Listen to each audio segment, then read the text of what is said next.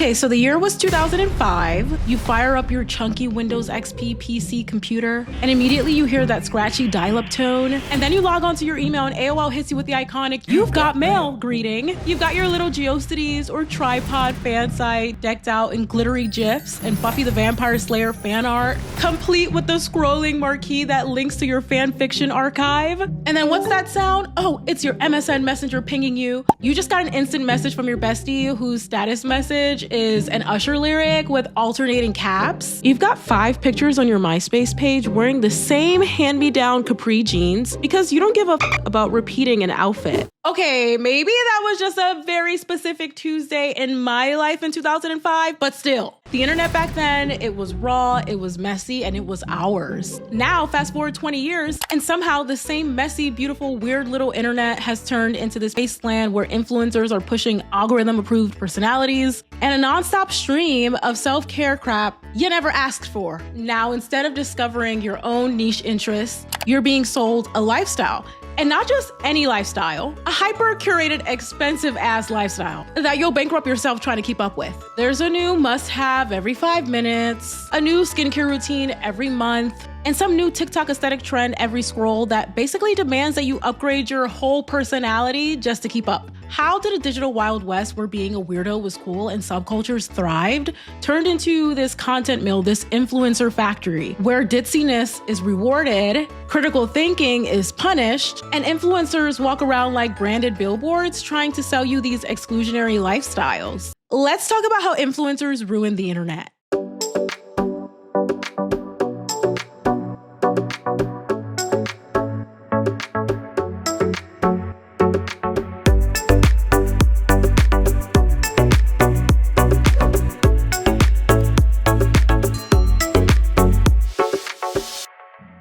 To understand how influencer culture swallowed the internet, you have to understand what happened to the internet itself. By the late 2000s, you see, Silicon Valley showed up like landlords to a thriving cultural neighborhood. And it didn't all happen overnight. The groundwork was being laid in the 90s. We had the dot-com crash and the privatization of the internet under the Clinton administration, right? All those things happened. They, as in all the tech bros, took one look at the internet, all the weird, the decentralization of it all. They saw it as a gold mine. After the dot-com crash, when thousands of internet startups collapsed in the early 2000s, the internet shifted to a more intensive, profit-driven machine. But the crash didn't happen all at once. The fallout dragged, and by the time the dust settled, the 2007 launch of the iPhone, that put the internet in everyone's pockets, and it paved the way for the rise of the 2010s influencer culture. In the birth of the beauty guru era, algorithms were trained to reward more superficial and materialistic content that was rooted in consumption. Let's be honest, they taught a lot of us millennials and Gen Zers how to do our makeup, so thank you to them for that. But their content was never purely instructional. Its ultimate goal was to get us to buy more and more and more makeup and skincare products. Some odd 15 years into influencer culture becoming ubiquitous, the ultimate goal of it is to get you to aspire to a life of materialistic consumption. The material goods without the material analysis of what conditions made people feel like a new Gymshark crop top and legging set would be the panacea for all of their problems, or a material analysis of the conditions in which these products were made under. No such material analysis ever happens, no. Instead, thanks to influencer culture, the internet is buttoned up and a little dead behind the eyes. Everything feels manufactured in a content factory where everyone is selling the same aesthetics, same faces, same bodies, same scripts. Now, I want to be clear. I do not want to romanticize the 2000s. I don't want to sound like the old man on the stoop talking about back in my day. No, we're not going to do all that. The internet being a wild, wild west of sorts back in the 2000s was also a bad thing. It meant that misogyny and racism and other forms of bigotry ran rampant on the internet, which they still very much do. But back then, they were a lot more socially acceptable. It's important to note that the internet in the 2000s was far, far from perfect. I also want to make it clear that my problem is not with people making money on the internet. I make money on the internet. I think there is a difference between a content creator versus an influencer. Not all content creators are influencers. I don't consider myself to be one. I made the distinction in the influencers are ruining your brain video. For more information on that, I'm not going to belabor it too much here. But the problem isn't making money. We all have to survive under capitalism. Everybody everybody deserves to be paid for their labor, but there is a difference between surviving under the system and becoming a mouthpiece, a spokesperson for it. The way that influencers have turned the internet into a department store needs to be discussed. And by the way, there are some influencers that I do like, but far too many of them. Far too much of influencer culture feels inauthentic, self-obsessed, exploitative, and out of touch with the realities of the working class. Influencers sell you solutions to problems that would not exist if not for the exploitative systems that we are all forced to live under. They market products as fixes that the system creates without calling out the actual system, the root causes that is exploiting everyone else's bodies and insecurities. It's when your entire personality is optimized for brand deals. We talked about that in our Influencers Are Boring with No Personality video. It's when every post is an opportunity to push even more junk into an oversaturated industry of consumption. And by doing so, you're effectively doing the bidding of waste colonialism. We've talked about this a million times before. I talked about it in our last video, though I didn't dive deep into it. Waste colonialism is when global north countries overconsume and it ends up in a landfill, and they offload their waste into the global south countries who consume the least but have to deal with the ramifications of Western consumption. And so when your job is to prop up a system that's rooted in imperialist exploitation, that's where I have a problem. And that isn't even to get into how these products are manufactured oftentimes in the global south under exploitative working conditions. We talked about that in a lot of previous videos. I'm not going to get into it here. But influencer culture is so sanitized. They don't speak up about these global crises because speaking up doesn't pay their bills. When your entire livelihood revolves around being palatable to the status quo, you're not going to want to shake the table. You want a seat at the table. And this is what happens when capital flattens culture. When your livelihood centers around being palatable to the widest possible audience and to the status quo, you learn not to speak up. You stop being real. You learn how to package yourself, not for connection, but for consumption. And it's why every influencer looks the same. Same fillers, same bodies filled with Ozempic. They sound the same too. Thanks to influencer culture, it's made a world in which particularly women are not allowed to just exist anymore. They're not allowed to just be average. They're not allowed to just be. There was a recent viral video where a woman shared that she chose to go makeup free for her wedding. 8 minutes until I walked down the aisle. Hiding in the bathroom. That's it. That was the whole video. She didn't say, my man told me to. She didn't shame other women who wear makeup, but the internet came for her anyway. Women in the comments called her a pick-me. They accused her of lowering the bar. That lady that didn't put on a lick of makeup on her wedding day, that's sad. You're gonna look back on your big day and just look like you hopped out of bed, roll out of bed and put on a dress. Like, that's not cute at all. I don't know why y'all keep trying to condone that. You wanna look back at your wedding photos and look like that? That's kind of crazy. And that line of thinking is a direct result of influencer culture convincing women that to be valuable, you have to constantly perform this idealized femininity, that unless you're a baddie with a beat face and a snatched body and designer heels, you're unacceptable. Influencer culture has taught far too many women to fear looking regular. Remember when people used to post random pictures on Instagram and call it good? They didn't have to be all done up. Now, if it's not snatched, filtered, edited, if you're not resting bitch face, we're trying to be like Victoria's Secret runway models and not even smiling anymore. If it doesn't have all of that criteria, it's not posted. You could be in your room blogging about your existential dread on LiveJournal. All of it was valid. All of it had space. There once was room in the cultural conversation for weirdness, for those who were avant-garde, for those who colored outside of the lines, for angsty folks, for regular people, for folks who screamed about alienation. Now, if your face doesn't fit the algorithm, you're probably not gonna get a seat at the table. 20 years ago, we had the emos, the ravers, the sci-fi dorks, the anime dorks. Like, being dorky was kind of cool. Now it's just the TikTok-friendly girly pop who's wearing Skims in her luxury apartment, who has a new Amazon haul every 3 to 5 business days that is like pushed to the center of the algorithm, pushed and disseminated out, given the most opportunities, given the most attention. While there's a new girly pop aesthetic every week, they're not particularly subversive at all. They're not defiant of the status quo. Each so-called new aesthetic pushes the same corporate girl boss agenda, even if they're nominally different from one another. On the old internet, we were burning CDs with music that we totally literally pirated from LimeWire. Your value online came from your unique personality, your unique thoughts, your unique taste, not your skincare routine. Everyone knew that we were struggling and no one pretended not to. No one was trying to perform luxury. No one was trying to look rich. But on the current internet, you watch out-of-touch influencers complain in their luxury apartments about only making $4,000 from one TikTok that was over a minute and a half long. My video that did 14 million views only paid me $4,000. Which I know that everybody in these video y'all may be like, wow, that's amazing. But it was over a minute long. That video took like an hour to do. God forbid you put in an hour or so of work and make $4,000. What a travesty. You watch influencer OOTDs where one outfit costs almost as much as your monthly rent. You watch incessant videos from influencers about how to glow up, how to marry a rich man, or how to shop this look. Of course, beauty standards have been around since time immemorial. The 2000s were very much a dumpster fire for diet culture and TV, film, and the media in general. It's important to note how happy I am that there are so many creators who are speaking out against EDs and diet culture and the like. But have y'all seen Skinny Talk? It's like 90s and 2000s diet culture mixed with your auntie that tells you that you've gained weight every Thanksgiving, mixed with your toxic bully gym teacher from middle school.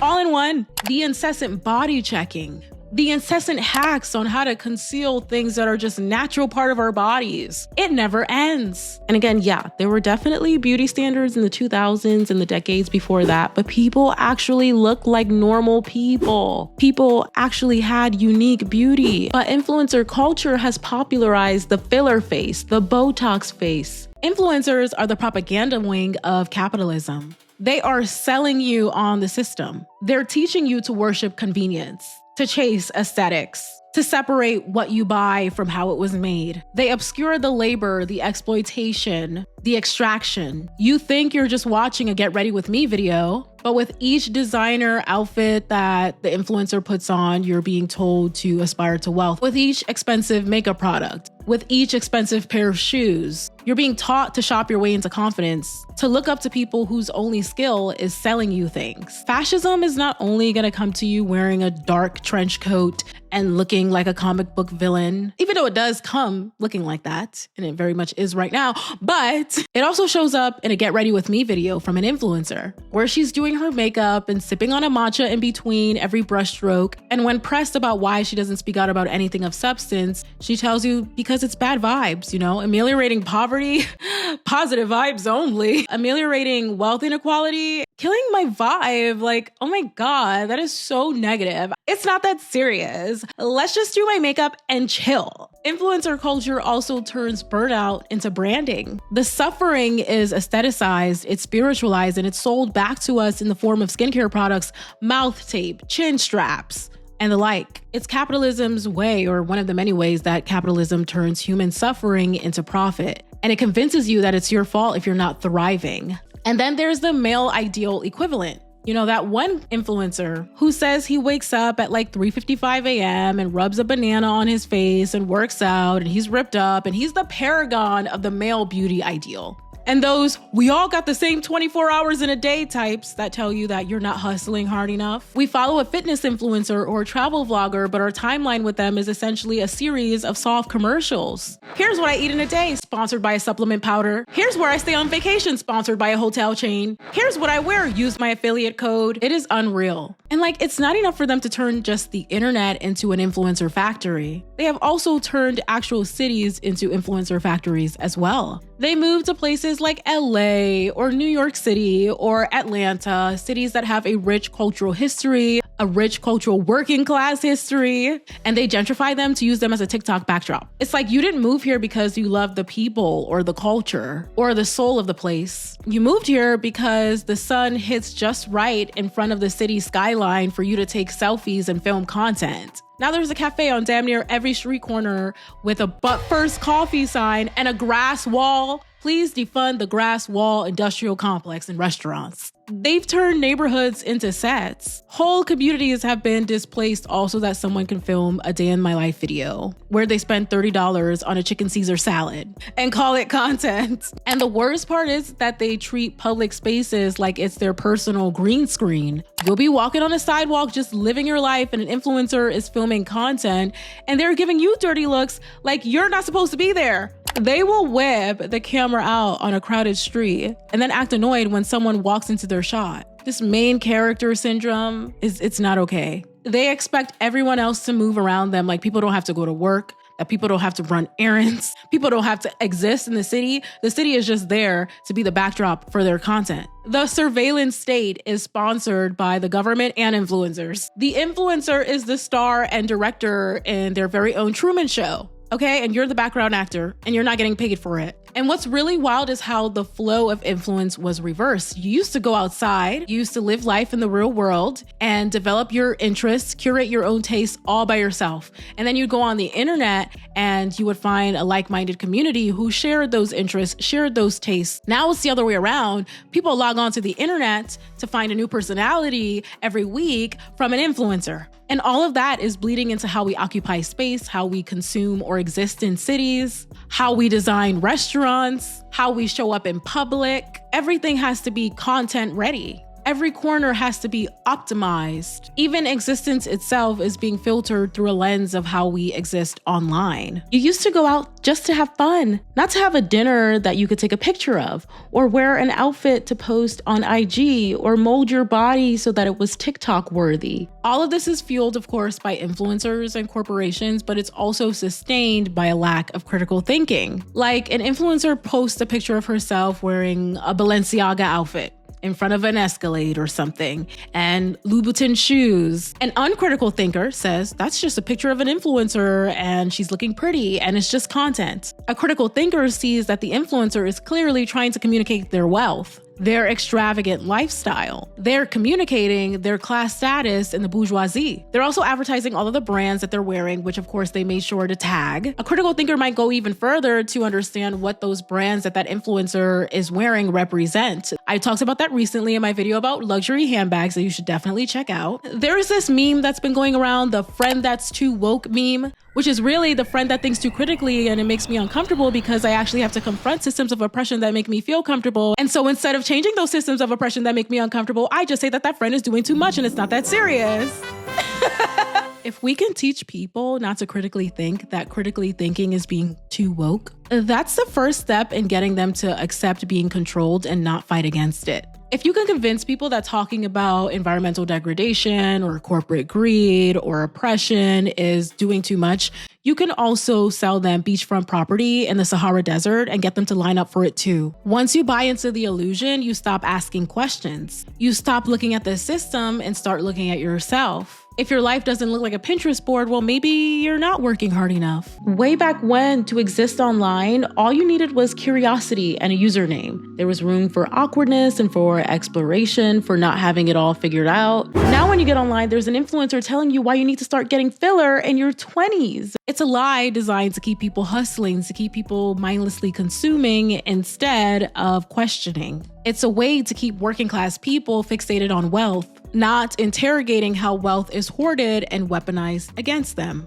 Keeping people fixated on making it in an obviously rigged system, it's a brilliant way to divert people away from anger against the system itself. You're just meant to watch the next vlog, to buy the next serum, because the longer that you scroll, the less you resist. There are people with massive platforms who never say anything that matters, because they know that silence sells better. So instead we get 24/7 videos about which towel warmer will change your life. To reclaim the internet, we will need more than just nostalgia. We need a collective refusal to allow ourselves to be mere branded billboards. And we need to have a commitment to build online communities that are rooted in creativity and rooted in authenticity and resistance. In other words, we need to be a little bit more weird again and a lot more free. Social media has many, many downsides. and many, many upsides. But at the end of the day, social media is here to stay. It's a part of the cultural zeitgeist. With all of the bad that I just stated,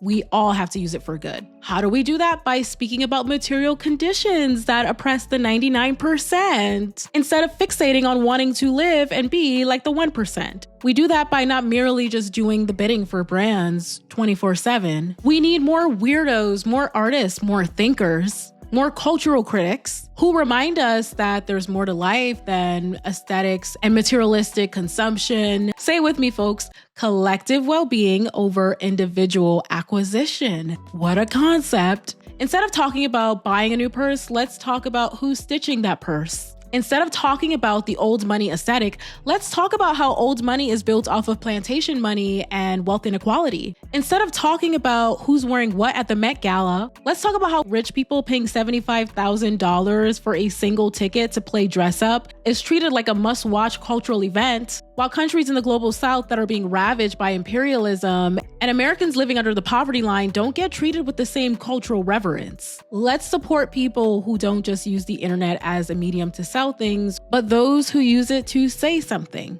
to disrupt, to question, to dream bigger than the next Sephora drop. And so the last thing that I'll say is that the spirit of the old internet is actually still alive and well. It's just not pushed and it's just not as prevalent. It's buried under a pile of Amazon hauls and it's up to us to dig it out. And so I leave you with that. If you like this video, definitely give it a thumbs up. And if you really liked it and you want more content like this, hit that subscribe button because I have plenty more videos like this. And if you want to see what I'm up to outside of YouTube, you can follow me on my social media platforms down here where you get authenticity, where we talk about real working class issues, where we dream bigger than the next Sephora drop for sure. And I'll see you all there. And besides all that, thank you all so much for watching and I will talk to you all next time.